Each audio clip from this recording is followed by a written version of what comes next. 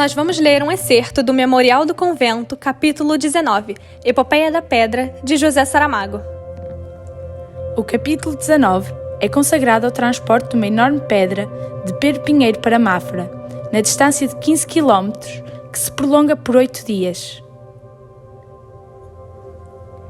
Memorial do Convento tem uma base histórica, entrecruzada com ficção numa visão crítica. Como é assumido pelo próprio narrador, em vez da história protagonizada pelas figuras tradicionalmente consagradas pela memória escrita, nomeada nos livros, a história é protagonizada por um povo anónimo. Tudo quanto é nome de homem vai aqui, tudo quanto é vida também, sobretudo se atribulada, principalmente esse miserável. Já que não podemos falar-lhes das vidas, por tantas serem, ao menos deixemos os nomes escritos, é essa nossa obrigação. Só para isso escrevemos, torná-los imortais, pois aí ficam se de nós depende.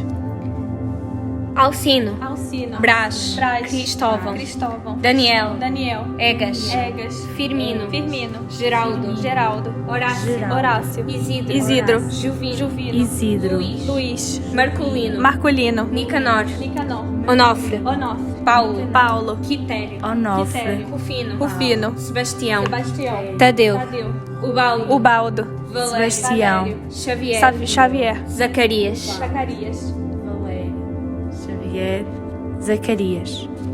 Uma letra de cada um para ficarem todos representados. Porventura, nem todos estes nomes serão os próprios do tempo e do lugar, menos ainda da gente. Mas, enquanto não se acabar quem trabalhe, não se acabarão os trabalhos. E alguns destes estarão no futuro de alguns daqueles, à espera de quem vier a ter o nome e a profissão. Os homens, já se disse, vão devagar, calados uns, outros conversando, cada qual puxado aos amigos que tem. Mas a um deles chegou-se-lhe o fogo ao rabo, e mal saiu de Mafra, largou num trote curto. Parecia que ia aos choleiros salvar o pai da forca. Era o Francisco Marques, Que aproveitava a ocasião para ir enforcar-se entre as pernas da mulher. Agora que ela já despejou? Ou não será tal a ideia? Talvez queira apenas estar com os filhos, dar uma palavra à esposa, cortejá-la somente. Entretanto, durante todo o dia, os homens cavaram a terra.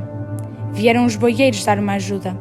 Baltazar Sete Sóis tornou ao carro de mão, sem desdouro. É bom que não esqueçamos os trabalhos pesados. Ninguém está livre de voltar a precisar deles. Imaginemos que amanhã se perde o sentido da alavanca. Não haverá mais remédio que meter o ombro e o braço até que ressuscite Arquimedes e diga: Tenho um ponto de apoio para vocês levantarem o mundo. Vai ser uma grande jornada daqui a Mafra. Mesmo tendo El Rei mandado consertar as calçadas, o caminho é custoso, sempre a subir e a descer, ora ladeando os vales, ora empinando-se para as alturas, ora mergulhando a fundo. Quem fez as contas aos 400 bois e aos 600 homens? Se as errou, foi na falta, não que estejam de sobra. Baltazar fora à procura de José Pequeno. Os dois encontraram Francisco Marques. E com mais alguns, arrumaram-se em redor de uma fogueira. Que a noite arrefecia. Mais tarde, chegou-se-lhes Manuel Milho, que contou uma história.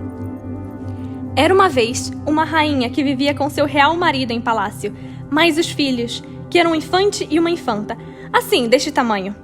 E então, disse que o rei gostava muito de ser rei, mas a rainha que não sabia se gostava ou não de ser o que era, porque nunca lhe tinham ensinado a ser outra coisa.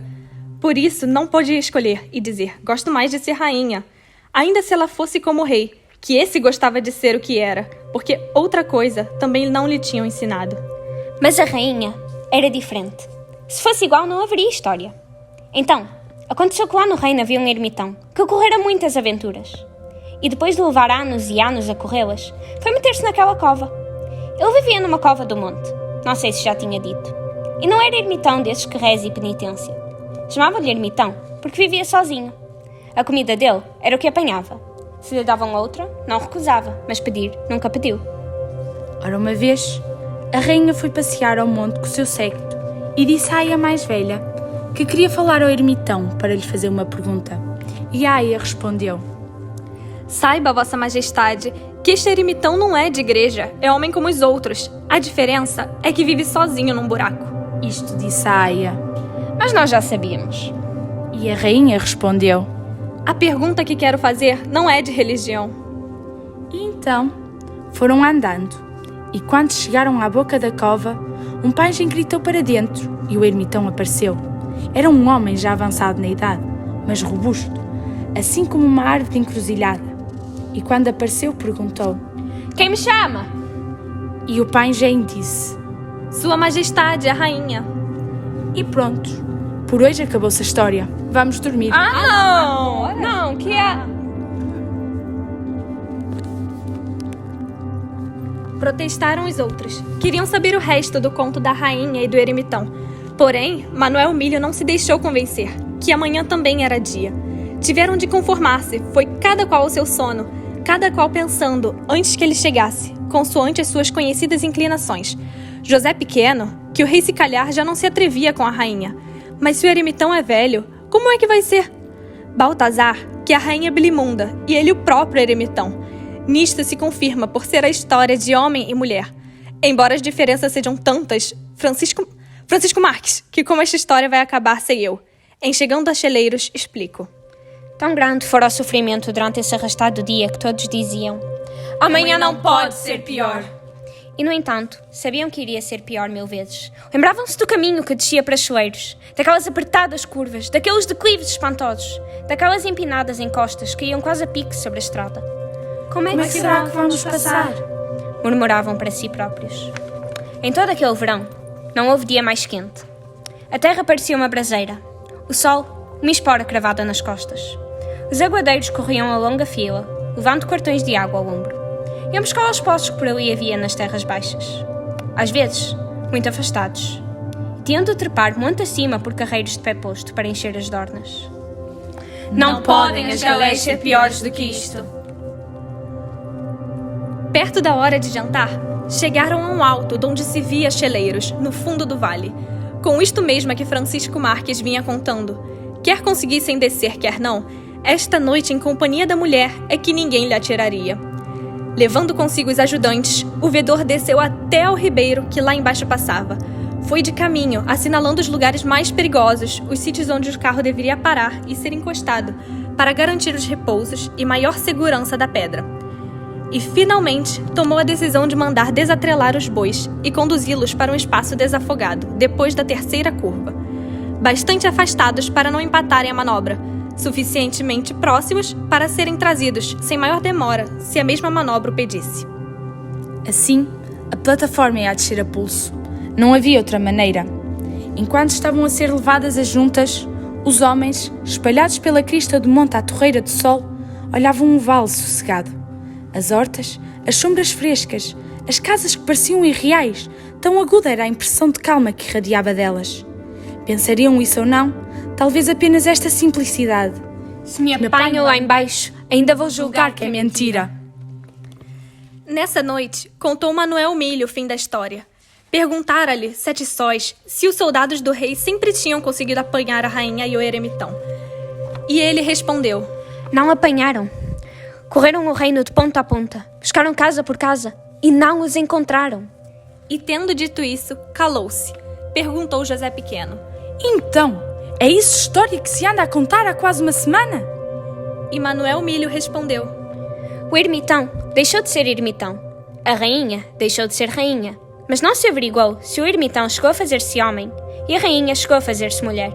Eu, por mim, acho que não foram capazes. Se não tinha-se dado por isso. Quando uma coisa dessas um dia acontecer, não passará sem dar um grande sinal. Mas estes não. Foi o caso há tantos anos que já não podem estar vivos. Nem um, nem o outro. E com a morte, sempre se acabam as histórias. Baltazar bateu com o gancho de ferro numa pedra solta. José Pequeno esfregou o queixo áspero da barba e perguntou: Como é que um boieiro se faz homem? E Manuel Milho respondeu: Não sei. Sete Sóis atirou o calhau para a fogueira e disse: Talvez voando. Dormiram ainda outra noite no caminho, entre Pero Pinheiro e Mafra. Gastaram 8 dias completos. Quando entraram no terreiro, foi como se estivessem chegando de uma guerra perdida. Sujos, esfarrapados, sem riquezas. Toda a gente se admirava com o tamanho desmedido da pedra. Tão grande! Mas Baltazar murmurou, olhando a basílica. Tão pequena!